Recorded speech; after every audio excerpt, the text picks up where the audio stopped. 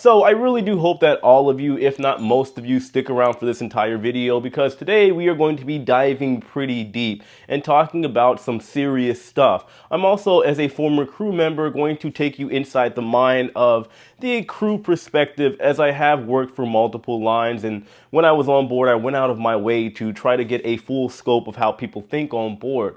Now, in this particular situation, we have a 24-year-old Brazilian crew member that happens to work in the entertainment department that decided to recently jump overboard off of the cruise ship. This incident took place on the MSC Splendida this past Wednesday on September 14th. At the time, the ship was just off the coast of southern Italy. Now, allegedly, and according to eyewitnesses, the crew member that ended up jumping overboard got into an argument, altercation with another crew member. Apparently, they were in a relationship on board, and nobody really knows all the details, but because of this reason, the crew member decided to jump into the ocean.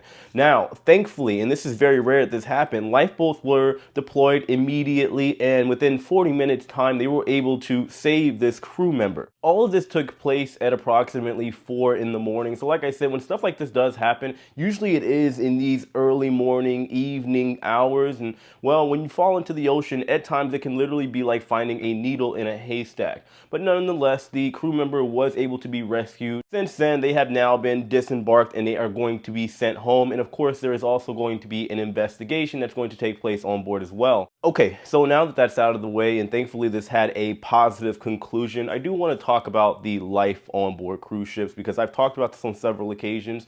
Working on board a cruise ship is very different than living in the real world. When I was on board, myself and all the people that I was involved with, we called it the dream world, the fantasy world. It was all fake because things are moving very fast and you are literally on a cruise ship traveling to beautiful places around some of the most beautiful people on planet Earth, because everybody at the cruise line hires, oftentimes, usually they are hard workers with usually big personalities, or they just know themselves very well, or maybe they don't and they want to discover themselves on board the ship.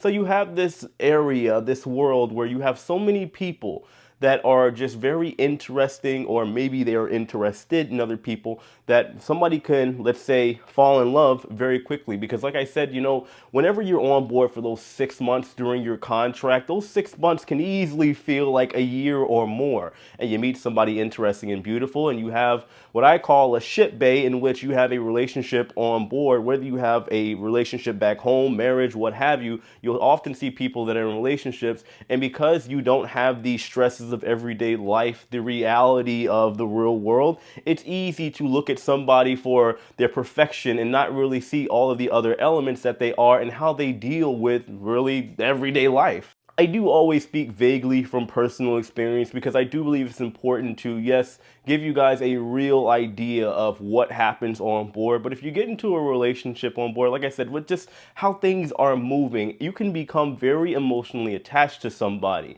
And should something happen, like a big argument or a breakup, well, it can affect you, and you can potentially feel like your world is crumbling down, even though you're just in a smaller, condensed world, aka the cruise ship, where you have so many different nationalities, so many interesting people. However, for you, that person that you have now grown fond of, maybe even have fallen in ship love with, you now feel like if you guys got into an argument, she's going to go be with somebody else and on board the ship. If somebody's with somebody else, everybody knows, everybody sees it, and again, it can be a giant recipe for disaster. Anyway, I could literally make a 20-hour long video talking about the ship life and what it's like for crew members. Thankfully, like I said, this story did come to a positive conclusion, but I will always say that nobody is immune to any type of mental stress or mental illness. It could take the wrong situation with the right person or wrong person, depending on how you see it, and just like that, you're in a giant emotional, uncontrollable mess. But I'm going to leave it right here. Of course, guys, let me know what you think about all this in the comment section below. Maybe down the road, I'll make a video diving once again in depth with the crew members, because this is what I originally started with on this channel, but who knows? Anyway, of course, guys, like I said, comment, like the video. Just know that I love and appreciate every single one of you, and I'll see all of you later. Take it easy.